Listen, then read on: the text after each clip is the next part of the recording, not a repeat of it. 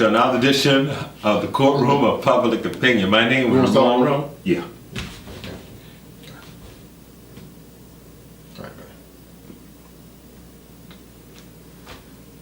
Welcome to another edition of the Courtroom of Public Opinion. My name is Ramon Roan. My name is John Singletary.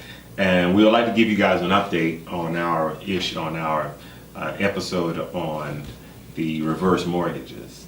Now, I have to give some credit to, first of all, to give some credit to one, Tim Scott, Senator Tim Scott, Republican. Hello. I know Tim, and yeah, I don't have a problem with with Tim. Mm-hmm.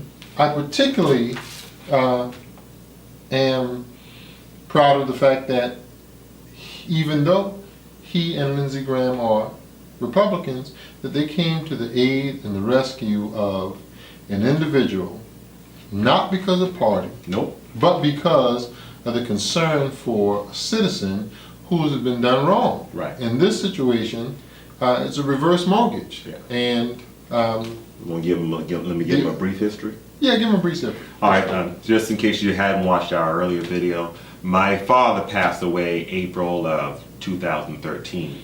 And my father and mother, they were underneath a reverse mortgage. Ideal for them, hey, no mortgage payment for the rest of their lives, and everything seemed to be covered. My father, he was the only one that was on the contract because he didn't think that my mother, who is a housewife, didn't need to be on a contract.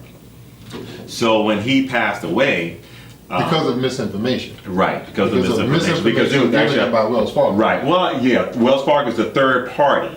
You know, HUD issue contracts it out Right. to those counseling to a third party, which Wells Fargo was at.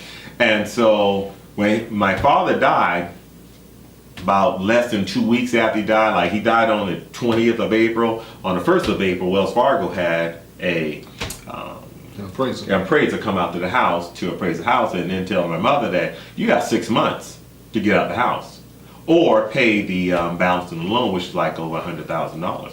Well, my mother said, I ain't got no $100,000, and so what she was going to do. So the first thing that one of the things that I did was get mom to file a law. Well, actually, before the lawsuit came out, I contacted Senator Scott, and Senator Scott told him about the problem. Senator Scott said, look, I'm a new senator, and he's saying I don't have the kind of clout that I need to get this problem resolved. But what he recommended was take it to the court. So my mom, what she did as a pro se litigant, what she did was file a lawsuit in court. And that was Tim Scott's idea, was to delay it, allowed enough time because HUD was issued by the appellate court to fix the problem. In the meantime, the problem seemed to be slowing down. It was pretty slow, John. I mean, I remember we were talking about it, said, why is it taking so long for HUD to fix this problem? So in the meantime, Tim Scott told me to contact Lindsey Graham. Lindsey Graham has been there, like, I guess forever. You know, I don't know how long. He's been there for a long time. Around the day. Right. So Lindsey Graham, I called Lindsey Graham, Senator Graham, and Senator Graham said, I'll get on it. I think it was less than 45 days we got a letter. From he had 30 days, he said, well, he sent a letter right away to HUD.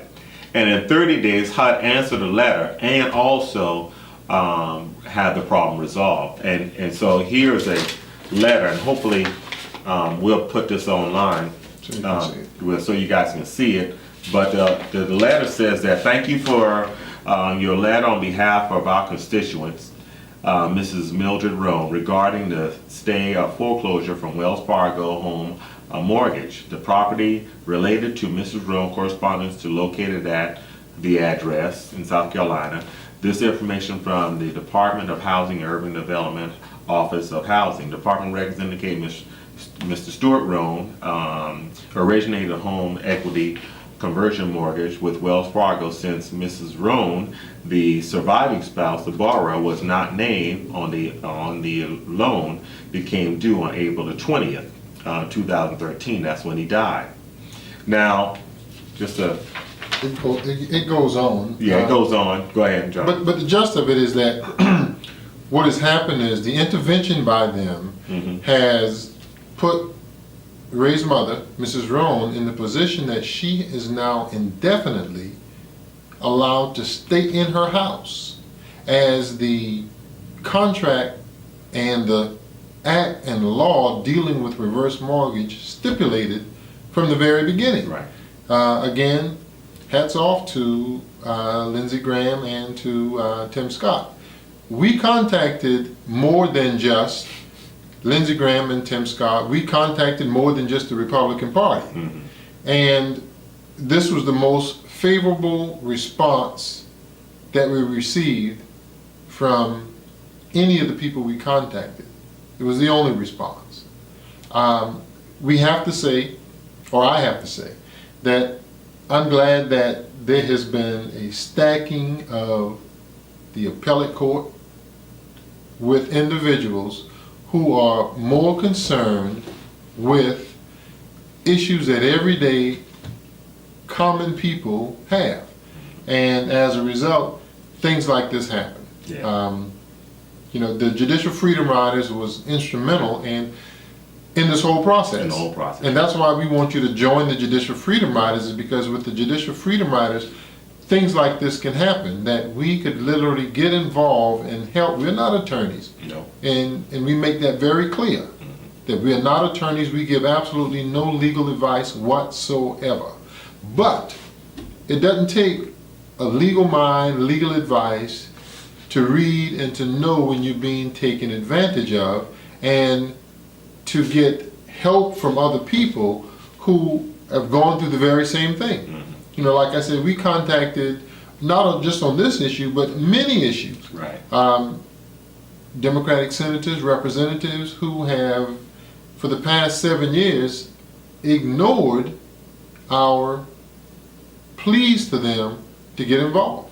We contacted the NAACP, we contacted the ACLU, we've contacted almost everyone that you could think of to try and get involved, to get some resolution. And like we said, the Judicial Freedom Riders was persistent, and as a result, if there are any of you out there who are widowers, who been involved with the reverse mortgage, you are facing being kicked out of your house, even though you know that that contract was supposed to allow you to live there indefinitely, not only to your spouse, but also to you reach the end of your glory days, then email us, give us a call, because with this, the Judicial Freedom Riders could not only slow that process down, but it could literally stop the process. Right. And you'll be allowed to live in your house for the rest of your life.